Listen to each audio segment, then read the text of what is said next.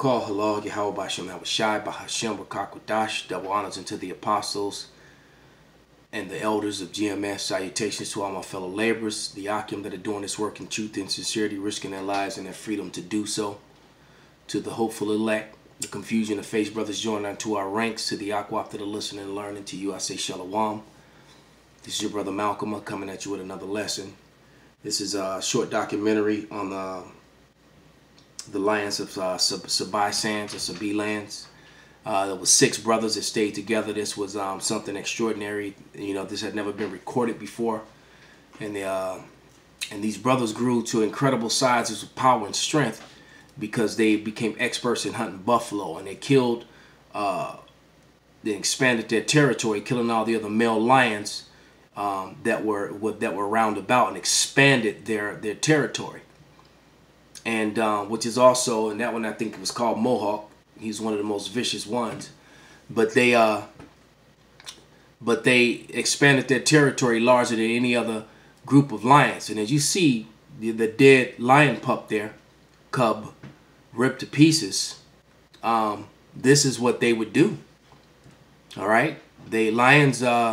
When they take over another pride, they have their way with the female lions, but they kill all their children to make their own. They don't accept the seed of the lion that they dethrone. And that's what they do. And any other males that are old enough just flee away because they would be killed and destroyed too. And this group of lion, all the animals that you're seeing, they hunted, man. They actually were killing rhino and hippos, which is uncanny because lion and hippos don't have natural predators. Okay, they just don't. They're in danger when they're small, but that's about it. Nothing hunts them. But in the case of this lions, nothing was safe, man. And that's how it's going to be on the day of the Lord, man. When the mighty men of the Lord get raised up. This is Isaiah 45 and 7, and it reads, I form the light and create darkness. I make peace and create evil. I, the Lord, do all these things. All right? So even in the animal world, man, you can clearly see that the Lord is not all love just by watching nature, man. Nature shows you that the Lord is both great and terrible. He creates darkness and evil. He does those things. Because what's beautiful, what's lovely about a baby zebra being ripped to pieces by and devoured by a female lioness and fed to a pride, fed to a bunch of lion cubs. Okay? Because you people have to understand, man, that the judgment of the Lord is going to fall upon the earth, man, like it did Jezebel. I'm going to read that. But before I get to it, let's go to Ezekiel, the book of Ezekiel 25 and 14, because judgment is going to come on the nation of Edom by the hand of the Lord's people, man. All right? And it reads, Ezekiel 25 and 12, Thus saith Yahweh power, because that Edom have dealt against the house of Judah by taking vengeance, and have greatly offended and revenged himself upon them. Therefore thus saith Yahweh power, I will stretch out my hand upon Edom, and will cut off man and beast from it. And I will make it desolate from Teman, and they of the Dan shall fall by the sword. And I will lay my vengeance upon Edom by the hand of my people Israel. And they shall do in Edom according to mine anger, and according to my fury. And they shall know my vengeance, saith Yahweh power. All right? And Edom hasn't been, Edom is catching hell right now with these opioids and fentanyl and other things. Curses are clearly falling upon them. That's why they're having such a powerful campaign in their media to keep a dark face in there. As a matter of fact, one of the most recent one is just a chocolate-covered Edomite.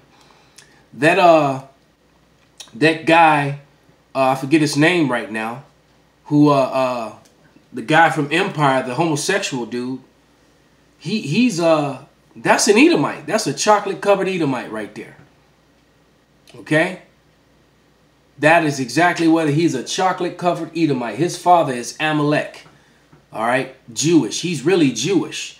And according to the Bible, All right, not Judaism, but according to the Bible, which they claim to be, you know, Israelis. The Bible says you are what you are according to your father. So he's just a chocolate-covered Edomite. And that's something to say too to you BOI, you black-only Israelites. What about that guy? What about the homosexual dude? He's got brown skin, so I guess he'll be all right just because of his color. And we're always telling you people it's not about color, man.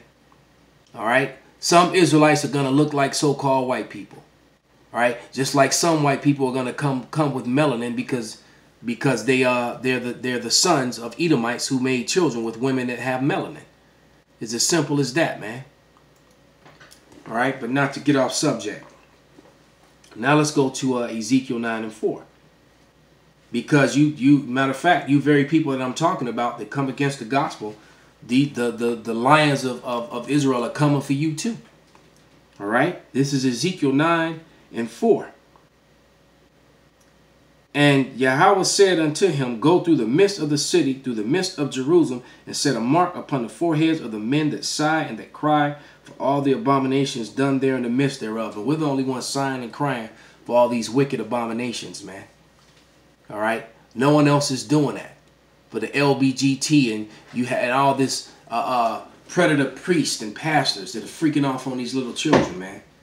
All right? How they had that little Edomite boy dressed up in drag, dancing in an adult nightclub in front of men, getting tips and stuff. But yet that's okay. All right? But they want to plaster R. Kelly's face all over the place, man. For being with women who are past the flower of their age. Thus saith the Bible. But America supposedly is a Christian-based society that believes in the Bible. All right? Verse 5. And the others he said, in mine hearing, go ye after him through the city and smite, and let your eye not spare, neither have ye pity, slay utterly old and young, both maids and little children, women and women, but come not near any man upon whom is the mark. And he began at my sanctuary. Then they began at the ancient men which were before the house, man.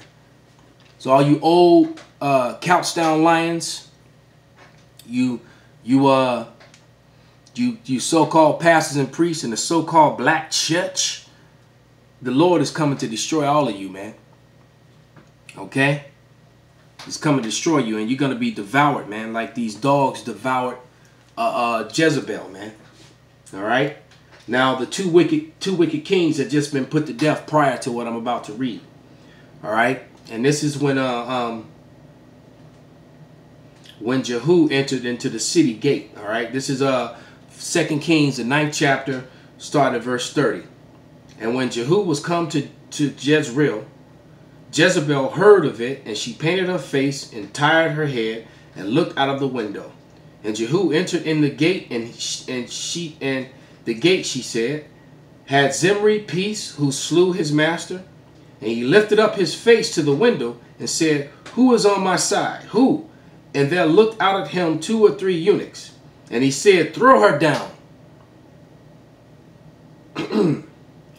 So they threw her down, and some of her blood was sprinkled on the wall and on the horses, and he trod underfoot. So they threw her from the window, and she fell to the ground, and her body exploded. Her blood splattered on the walls and on the ground and on the horses. And what did the man of the Lord do? All right. He trampled her with his horse. Verse 34.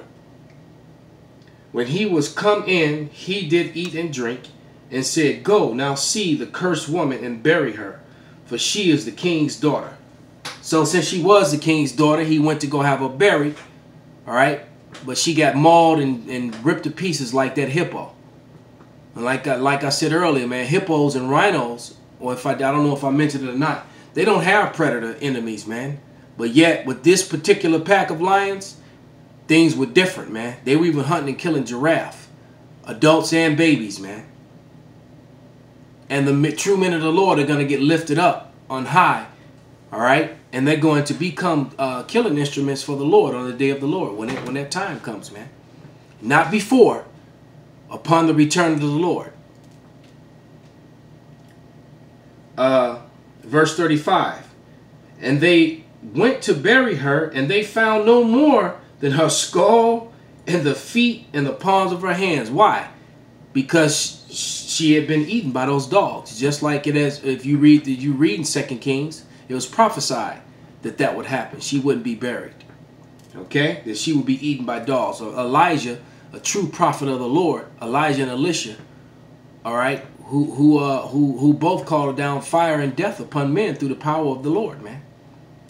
All right? It says, wherefore they came again, and he told him, and he said, this is the word of Yahweh, which he spake by his servant Elijah the Tishbite, saying, in the portion of Jezreel shall dogs eat Jezebel, and the carcass of Jezebel shall be as dung upon the face of the field in the portion of Jezreel, so that they shall not say, this is Jezebel. So no one's even able to identify her. You know why?